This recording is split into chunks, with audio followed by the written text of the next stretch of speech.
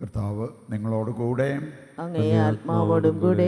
വിശുദ്ധ മത്തായി അറിയിച്ച പരിശുദ്ധ സുവിശേഷത്തിൽ നിന്ന്.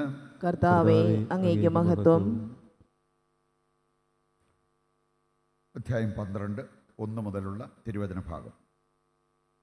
അക്കാലത്ത് ഒരു സാബത്തിൽ യേശു ഗോതമ്പ് വയലിലൂടെ കടന്നു പോവുകയായിരുന്നു.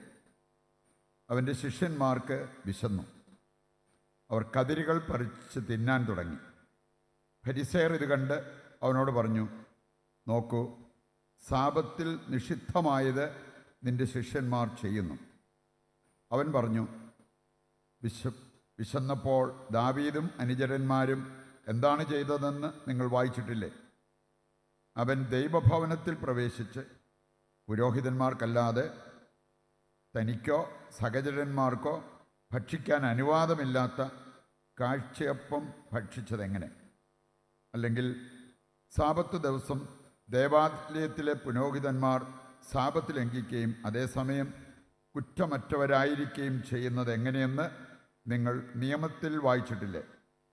എന്നാൽ ഞാൻ നിങ്ങളോട് പറയുന്നു, ദേവാലയത്തെക്കാൾ ശ്രേഷ്ഠമായ ഒന്ന് ഇവിടെയുണ്ട്.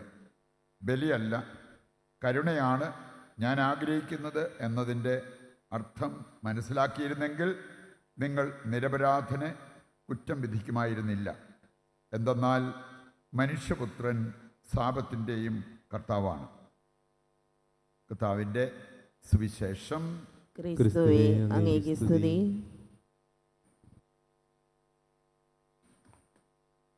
ഈശോയിൽ പ്രിയപ്പെട്ടവരെ, നമ്മളൊക്കെ വീട് വയ്ക്കുമ്പോൾ അത് കെട്ടുറപ്പുള്ള വീടായിരിക്കണം എന്നാഗ്രഹിക്കുന്നവരാണ്. വീട് വെച്ച് അതിനകത്ത് കിടക്കുമ്പോൾ അത് ഇടിഞ്ഞ് താഴെ വീഴുന്ന ഒരവസ്ഥ നമ്മളാരും ഇഷ്ടപ്പെടുന്നതല്ല. അതുകൊണ്ടാണ് എൻജിനീയറിംഗ് വർക്കും അതുപോലെ തന്നെ അതിൻ്റെ എല്ലാ കാര്യങ്ങളും ശ്രദ്ധിച്ച് നല്ല അടിസ്ഥാനമൊക്കെ ഇട്ട് ആ വീട് നമ്മൾ പണിതുയർത്തുക. ഇതുപോലെ തന്നെ ഇവിടെ ക്രിസ്തീയ ജീവിതം അത് കെട്ടുറപ്പുള്ളതാകാൻ, അർത്ഥവത്താകാൻ നമ്മൾ പ്രത്യേകം ശ്രദ്ധിക്കണം എന്നുള്ളത് ഇന്നത്തെ 2 വായനകളും നമ്മെ ഓർമ്മിപ്പിക്കുന്ന ഒരു കാര്യമാണ്.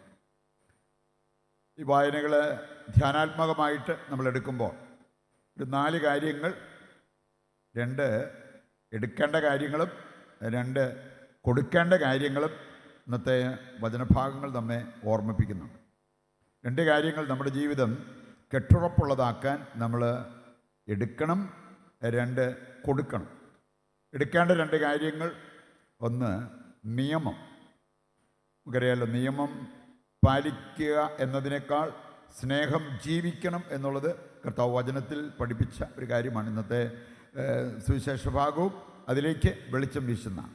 നമ്മൾ നിയമപാലകരാകുന്നതിനേക്കാൾ സ്നേഹം ജീവിക്കുന്നവരായിട്ട് മാറണം. പിന്നെ ഇതിന് നിയമം നമ്മൾ കാണുന്നുണ്ട്. 1 തീമോത്തി 1-ാം അധ്യായത്തിൻ്റെ 8-ാമത്തെ വചനം അവിടെ പറഞ്ഞിരിക്കുന്നത്, ഉചിതമായി കൈകാര്യം ചെയ്യുന്നവർക്ക് നിയമം നല്ലതാണ്. യേശു ഒരിക്കലും നിയമം അസാധുവാക്കാനായിട്ട് പരിശ്രമിച്ചിട്ടില്ല. അതിനുവേണ്ടി വന്നവനല്ലെന്നാണ് പറഞ്ഞത്. അത് പൂർത്തീകരിക്കാൻ വേണ്ടി വന്നതാണ്. ഉചിതമായി കൈകാര്യം ചെയ്യാത്തവരെയാണ് കർത്താവ് അവിടെ ചോദ്യം ചെയ്തത് എന്ന് നമുക്ക് കാണാൻ പറ്റും.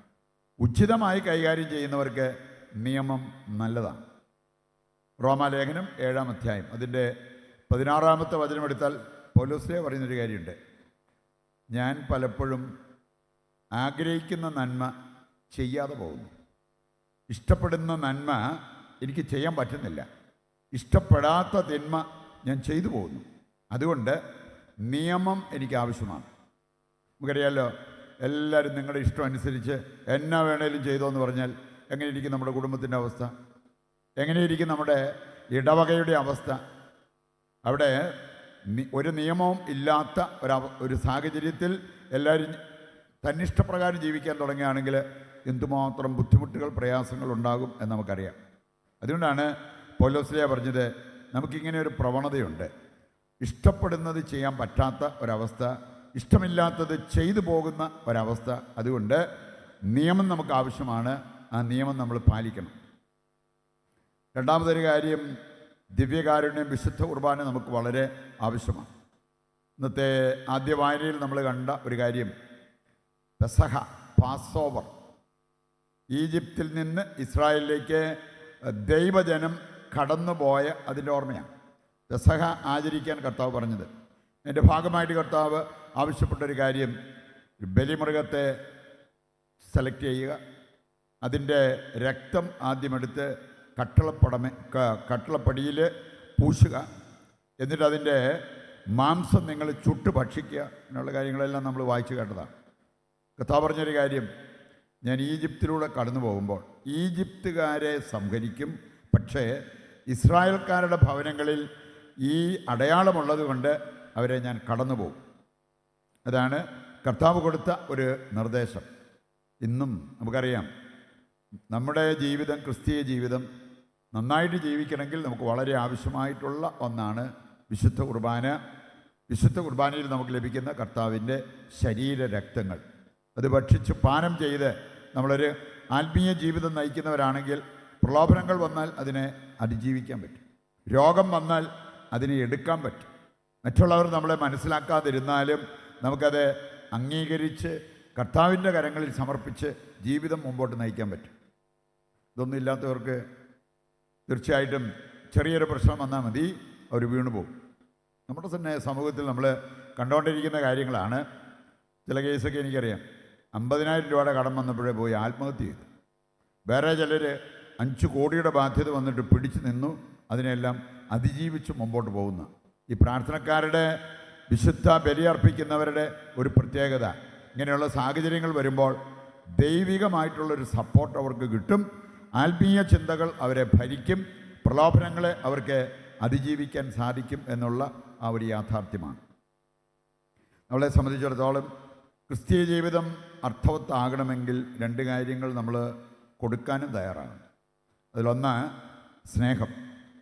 അതില്ലാതെ വന്നപ്പോഴാണ് കർത്താവ് എപ്പോഴും നിയമപാലകരെ ചോദ്യം ചെയ്തത്. നമ്മളെ നയിക്കേണ്ടത് സ്നേഹമാണ്, അല്ല കുറച്ച് നിയമങ്ങളല്ല. നിയമം ഉചിതമായി കൈകാര്യം ചെയ്യുന്നെങ്കിൽ അത് നല്ലതാണ്. സ്നേഹം ജീവിക്കാത്ത വ്യക്തിക്ക് സ്വർഗത്തിലോട്ട് പോകാനും പറ്റത്തില്ല. സ്നേഹരാഹിത്യത്തിൽ കഴിയുന്നവർക്ക് ഉള്ളതല്ല സ്വർഗം എന്നുള്ളത് വചനം കൃത്യമായിട്ട് നമ്മളെ പഠിപ്പിച്ചിരിക്കുന്ന ഒരു കാര്യമാണ്. യോഹന്നാൻ 13:35 വായിച്ചാൽ കർത്താവ് ഒരു കൽപ്പന പോലെ നൽകിയിരിക്കുന്ന കാര്യമാണ്, നിങ്ങൾ പരസ്പരം സ്നേഹിക്കുക. സ്നേഹം നിങ്ങൾ ജീവിക്കുന്നുണ്ടെങ്കിൽ ക്രിസ്ത്യാനികളാണെന്ന് മറ്റുള്ളവർ പോലും പറയും. നമ്മൾ പറഞ്ഞാൽ പോരാ, നമ്മുടെ ജീവിതം കണ്ടിട്ട് മറ്റുള്ളവർ പറയേണ്ടതാണ്. അതിന് സ്നേഹം നമ്മുടെ മുഖമുദ്രയാക്കി നമ്മൾ മാറ്റണം എന്നുള്ളത് കർത്താവ് വചനത്തിൽ നമ്മെ ഓർമ്മിപ്പിക്കും. രണ്ടാമത്തെ കാര്യം, നൽകേണ്ട കാര്യമാണ് കരുണ. നമുക്കറിയാമല്ലോ, കരുണ കൊടുക്കാതെ നമുക്ക് കരുണ ദൈവത്തിൽ നിന്നും പ്രതീക്ഷിക്കാൻ പറ്റത്തില്ല. കാരുണ്യരഹിതരുടെ മേൽ കാരുണ്യരഹിതമായ വിധി ഉണ്ടാവും. അതാണ് യാക്കോസ്ലീഹ 2:13 നമ്മൾ വായിക്കുന്ന ഒരു കാര്യം. നമുക്ക് ദൈവകരുണയുടെ ദിവസം കൂടിയാണ്. ആ കരുണയെക്കുറിച്ച് നമ്മൾ കൂടുതൽ ധ്യാനിക്കുകയും കർത്താവിൻ്റെ കരുണ ലോകം മുഴുവൻ്റെ മേലും വർഷിക്കപ്പെടാനായിട്ട് പ്രാർത്ഥിക്കുകയും ചെയ്യുന്ന ഒരു ദിവസം കൂടിയാണ്. നമുക്ക് കരുണ കൊടുക്കുന്നവരായി മാറാൻ, സ്നേഹം നൽകുന്നവരായി മാറാൻ വേണ്ട അഭിഷേകം, അനുഗ്രഹം നൽകണമെന്ന് ദൈവത്തോട് പ്രത്യേകം ഈ ബലിയിൽ പ്രാർത്ഥിക്കുകയും ചെയ്യാം.